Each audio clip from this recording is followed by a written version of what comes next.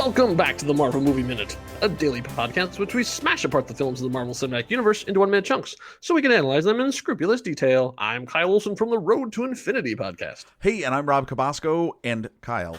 Yes, sir. When I think about all the jobs I've ever had in my life, you know what I've never had to do? I think about all the things I had to do to get those jobs. And all good stuff, right? Apply, have experience, talk well, connect with the people. You know, one shower. Shower. Well, I mean, half the time. Not anymore. I work from home. That's right. Those days are gone. Who cares now? You know the one thing I've never had to do? It was never a requirement that I had to know how to tackle someone. You never had any of those jobs? No, I've never had any of those jobs. No, I didn't mean either. I was never a bouncer, never a linebacker. When you're in Hollywood, you're required to do things that you never anticipated you would do. Exactly. We're going to learn about one of those today. That's right. We're going to hear about one of those things where you're asked to do something and you go, oh, of course I can do that. Because here we are at minute 111 of 2008's Incredible Hulk, directed by one Mr. Louis Leterrier. And we have finally gotten to the sweet spot, people. Like, this is it. So this is what we would like. So we are going to talk to Terry Notary about the Hulk. And for those of you who are just joining us, Terry Notary played not only the Hulk, but the Abomination as well in his physical performance. And we're going to get into why he ended up doing both of those and this as well, plus a close encounter with one of the big stars, and then and some other assorted trivia, and including confirmation of a story that we had reported on way back in the middle parts, somewhere in the Battle of Culver University. For all you hardcore Hulk people, and I know you're out there, I don't know what your name is. Like, is there a name for hardcore Hulk fans? I don't know. Like there's it's Trekkies. Not Hulkamaniacs. No, it's not Hulkamaniacs. That's something totally different.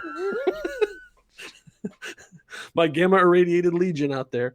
He gets into some really, really great stories here. So I say, take it away, us. So that brings us up to what our show is all about, which is the Incredible Hulk. So how did the project first come into your sphere? Is it because of your work with Tim Roth? Yes. Tim wanted me to come on to it. He asked me to come on to it. And also Kurt Williams, Tim wanted me to do the movement coaching for him for Abomination because he's playing Abomination. Mm-hmm. Also, Kurt Williams worked on the Planet of the Apes films, and as the Vis Effects supervisor, and he brought me on to, was that before? Oh my God, I'm thinking it was before. Well, Kurt Williams called me via Tim Roth, I believe, and said, do you want to be on this? Do you want to play the Hulk for us? And I said, yeah, that sounds great. I'd love to do that. And then Tim said, I'm going to play Abomination. And then he ended up not really doing it. He got in the suit a few times and he was like, okay, mate, you're going to do this. You're going to play this character for me. You're going to be like the stunt double guy and the guy to do it. And so I was like, great, I'll play both, but I'm going to have another guy. So I brought my friend Laurel Chartron on, who's a really good stunt guy, same size as me, tough as nails. And he played either the Hulk or the Abomination when I wasn't playing the other one. Mm-hmm. And so it was really a fun show because they basically put us in Louis Leterrier put us in a room we had kind of a small sound stage, and it was all mocap. And he said, I want you to just come up with all these like ideas, sort of like the storyboards for us, but visual, live storyboards. And so, I know that I want to have them fight in this street. I want to have them throw cars at each other, and they're going to destroy this whole street, and it's going to be a big fight sequence. And then I know that he's going to be, walking through there's going to be a whole scene at the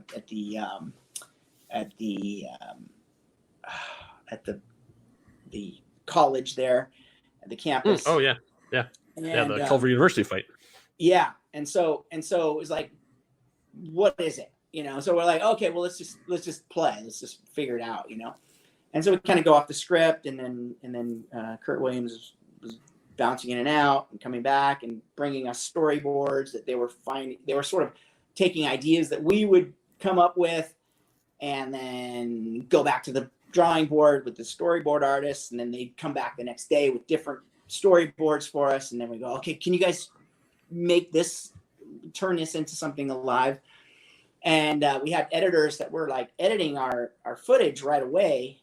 So we would be able to go, okay, well, I'm gonna tear a car in half and throw it at you, and it'll, maybe you glance it off, blah blah blah. We'll see if that works. We'll just do 10 versions of that. Oh, that one looks. It was sort of a collaboration between the storyboard artist and myself, getting the choreography right. And then they're like, okay, well, these fight sequences, how are we going to do them? And so it's like we started choreographing fight sequences and started like kind of figuring like, okay, well, if I go bam, boom, and then boom, and then you crack me, and then I'll go down, and it just didn't feel like dirty enough and raw. And so we just looked at each other and goes, you know what? We just didn't have to fight we just have to wrestle. Let's just go at it. And then, we'll just make mistakes. We'll have slips and slides that we couldn't Right. choreograph. And so we just went, just tackle each other and just rolling around. And then we just edited all those pieces together that were the best little moments, and like the big, like midair collision thing. There was no way we could do it without really just like hitting each other in the air. Right. So it was like, here we go. We had 2 mini tramps and we're like, we got it, right? And we were just hobbling home every day, It was crazy. I literally just like, we're coming back at 8 a.m. again. It was 8 to 5, just brutal. But it was fun. It was like a little creative, station that we had, like maybe 10 of us in there, just making up the movie. Walking home like Bruce Banner. Yeah. And for the jumps, for all the leaps and stuff, I wanted the leaps to look real and stuff. So I was like, let's hook me up on a bungee system, and then have a quick release at the top so that I'm like free, so I can land hard on the mats, right? And so we did that, and we had like 3 guys pulling this big bungee. Like I had, huge bungees from Cirque du Soleil, so from the bungee show, and those, all the jumps you see are real, like bungee jumps. So it felt more real, I guess.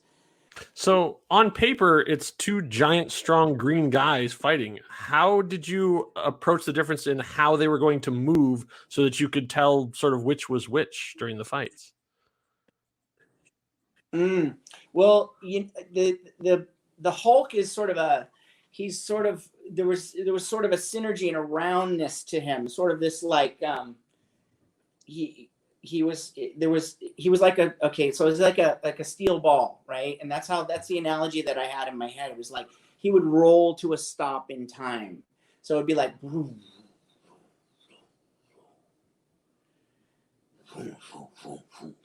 so he was like in a 4 count. So it felt like there was always this sense of completion to whatever he did. It was like, so even though he's this like monster, he feels like we have sympathy for him. We connect with him. He's got the same heartbeat as us.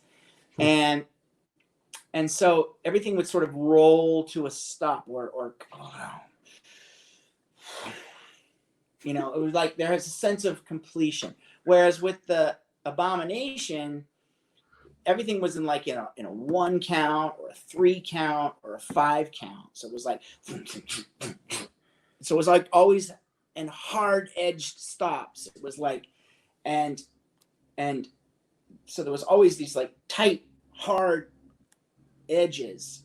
It was like a piece of crumpled tinfoil that would like kind of land, like any way it would. It was arrhythmic. It was unpredictable. And he would just start from nothing. So there wasn't any drawing the bow. I call it like a drawing of the bow, where you have an initiation. You have a sort of a point of intention that you lock into. You make the decision, you draw the bow, and then you go. And those drawing of the bow, that's the most interesting time, I think, is when the decision is made. It's the moment before you go is where the good stuff is. And for the Hulk, he had this larger drawing bow that was like so there was like a wave of energy that would come behind him and push him from behind. And with the Abomination, he was fighting everything face on. So he's very face driven and pushing forward. And so what I did is I had the guys tie bungees, 4 bungee cords to my back, and then 2 to my knees. And so they were basically tethering me back as I'm leaning at a 45-degree angle and sort of pushing forward with the head, and the face would steer the body. So it's almost serpentine kind of like. So it was very face driven, front body, extrinsic power, like outer body power, shell power, not a lot of intrinsic power, where the Hulk was soft on the outside and had this sort of softness on the outside and this intrinsic strength on the inside. So that was how I kind of wanted to sort of create separate signatures for them, physical signatures for each of them, just to sort of be different. Awesome. Yeah. So how did your cameo come about? Because you show up in the Battle Culver and you have to tackle Betty. Oh yeah. That was funny. That was kind of like that was the morning of, because I was working with Liv as the Hulk, right? And so I was on stilts for her, and I was sitting by her, and I had this big like Hulk head, a backpack, and it gave her, and I would just breathe and be there, presence for her, and the stunt coordinator, Tony, came up to me and goes, "Hey, Notary, you got a good relationship with her. Somebody's got to tackle her. Can you do it?" And I'm like, tackle her? She's a soft, she's a delicate girl, And so I'm like, all right, I'll do it. Yeah, no worries. Okay, go get in a costume. I'm like, okay, so I'm gonna put the helmet on. It's like my head is like too small for the helmet.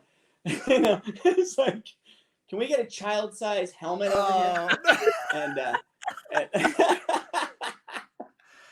no, but so I was like coaching her through it. I'm gonna chase you. We have an 8-inch mat.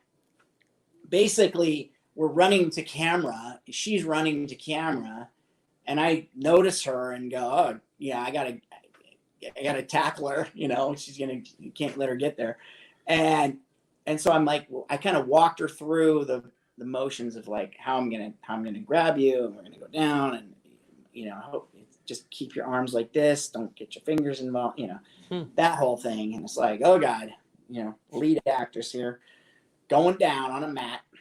And so time comes to shoot, and here we go, we're gonna do it. And she's running, and we go down on the mat, and boom, she just went into it was a hard hit. It was a crumple. And I was like, I've broken the actress. Oh my God. Does everything just go silent? Does everyone just go, wait a minute? It was a bad moment for me. I did not like it at all, because it was like she came up, she was like, oh no. I need some aspirin. I need 20 minutes. So we're waiting there, and I'm like feeling like an idiot. I just like, hurt the actress on the mat, And so 20 minutes later, everything was good. Everyone's clapping. We're back. And I walk away with I'm like, here, take it. Go back. I'm going to go back and play Hulk now. Bye. That was back in great. the leotard. Thanks, Stoney. Now, Yeah. obviously, I know this was more than 10 years ago, but do you happen to remember what the name of the actor who was the other soldier was? When we did the episode, we referred to him as Bloody Nose Soldier, but we could never find what his name was. I don't know. I don't know. Okay. I'm not surprised. I probably as should. we're going through minute by minute, we're trying to figure out who everyone is, but a lot of the credits are just soldier, so it makes it really hard to give these guys their due. Yeah, you know when the tank rolled over. Yeah, that the wasn't Hummer. supposed to happen. That was an accident. Huh? And the guy in the turret was.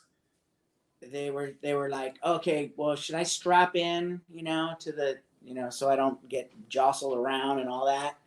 And Stoney goes, no, you should probably just be free, so you can, if anything did happen, you could, evacuate. And lucky enough, because that thing was going over, he had the wherewithal to pull himself under and just avoid getting hammered. Yeah. That was it. So they used that in the movie, obviously. They flip it and all that. But that was an accident. That could have gone very, very badly. Yeah. Okay, so we're back in the studio, just Rob and I. How cool was that? We finally got some inside dirt on the Hulk that we didn't even know. Well, you kind of knew about there's obviously the relationship with Tim Roth, so we understood that. But the story about how he gets the on-screen cameo as the soldier, come on, that's amazing. You can see the helmet not quite fitting. I know. You watch the scene again. Unbelievable. And then we did get confirmation about the scene I know we had talked about at Culver University, the battle, where the Hummer overturns, and obviously that's certainly a fortunate situation that turned out all for the best. That's right. And he almost took out the lead actress. Yeah, I know. That's still... Yikes. Yeah. Yikes. And still, the mystery of Bloody Nose Soldier continues. Oh, I know. Yes. Someday, one day, someone will let us know. So, but you'd think that would be it. You'd think that, they've covered Hulk. That's all there is to it. But no, because Mr. Notary was still generous with his time and our insane questions. He still continues on. So there's even more exciting stuff that he talks about in minute 112. So make sure you stay subscribed. In the meantime, we are all over social media. You can find us on Twitter. You can find us on Facebook. You can find us on Discord. Wherever you are, that's where we want to be. So if we're not on a place, tell us to be there and we'll go there. So thank you all for listening. We'll be back here for minute 112 so when we continue our conversation with Mr. Terry Notary. Until next time, true believers. Bye.